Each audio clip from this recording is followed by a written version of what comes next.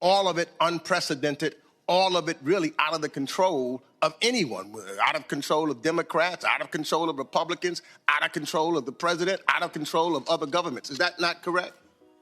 So some of it is out of our control. For example,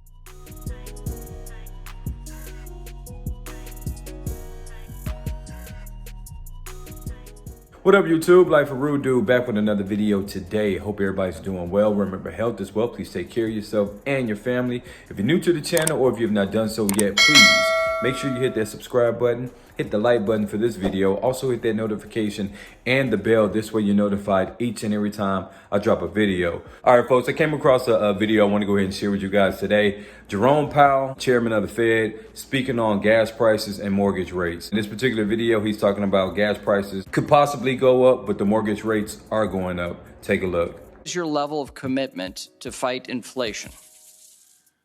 well, so it's unconditional, our commitment is. And the reason is that we need to, in a particular situation, we have a labor market that's sort of unsustainably hot, and we're very far from our inflation target. We really need to restore price stability, get inflation back down to 2%, because without that, we're not going to be able to have a sustained period of maximum employment, where the benefits are spread very widely and where people's wages aren't being eaten up by inflation. Really, it's something that we need to do, we must do, in order to have that kind of a labor market. We'll need to do it. So as you pull back these emergency measures from COVID and you normalize rates to what they look like sort of in the long run, how do you expect the economy to respond?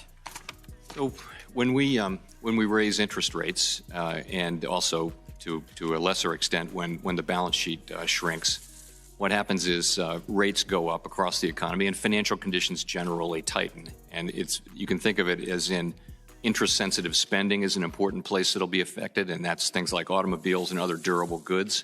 If rates are higher, then demand for cars will moderate, will decline a bit.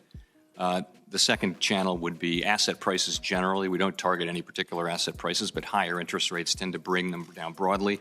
That tends to mean a little bit less spending out of because people's wealth has perhaps declined a little bit. And the third channel can be the exchange rate, where that also has disinflation effects. So overall, we have these effects on the economy. Our intent, of course, is to bring inflation down to 2% while preserving a strong labor market. As I've mentioned, that has become significantly more challenging with the events of the past few months, particularly the war, which is driving gas prices up and raising energy prices and also food prices and disrupting supply chains further. So at the same time, you have a massive balance sheet. First begin with mortgage-backed securities. As we have a roll-off of the Fed's balance sheet of mortgage-backed securities, what are expectations for how that affects housing?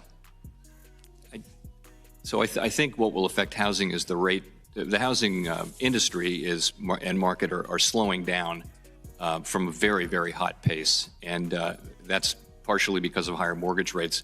The effects of shrinking the balance sheet will be marginal compared to the effects that we're seeing and expect to continue to see from rates rising mortgage rates.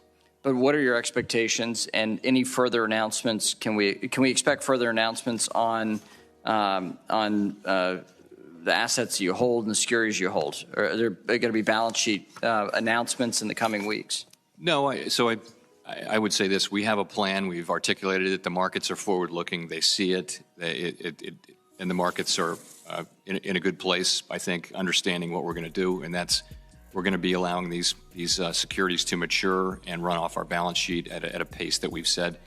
And it'll be 90 or 95 billion, I guess, by September. Now it's about half of that. So that's what we've done, and we expect, the idea is that that'll just be on an ongoing basis in the background, and we think the markets can handle that. Treasury issuance is way down, so we think there will be demand for these securities. The Treasury will then reissue them in whatever form they think is appropriate when it relates to Treasuries. So, thank you.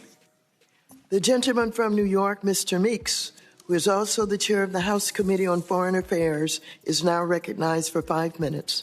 Thank you, Madam Chair. Mr. Chair, it's good to see you. And I know you'll hear a lot of probably political stuff going back and forth. but the American public is trying to understand the language of which we're talking today so that we can really understand what inflation is. Fact of the matter is, I just recently was over in Europe. There's inflation in Europe, just like there's inflation here. Although, as I talked to Christine Lagarde and others, they say the cause of the inflation may be different. So if the causes are different, they said that maybe demand here, but not a case of demand there, is to resolve inflation in Europe. For example, I was in Moldova, 30% inflation rate, gas $15 a gallon, Turkey 80% inflation rate, gas $13 a gallon, and I could name places in Europe from Europe to the United States. Is it that we had, whether it's the supply chains, the China shutdown, complete shutdown, the zero COVID policy, Russia's war in Ukraine, COVID period? Isn't just a massive storm of everything is what contributes to inflation and causes it all over the world?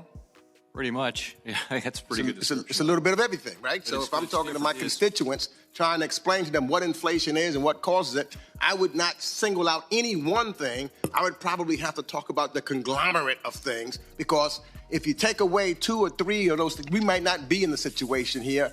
All of it unprecedented, all of it really out of the control of anyone, out of control of Democrats, out of control of Republicans, out of control of the president, out of control of other governments. Is that not correct?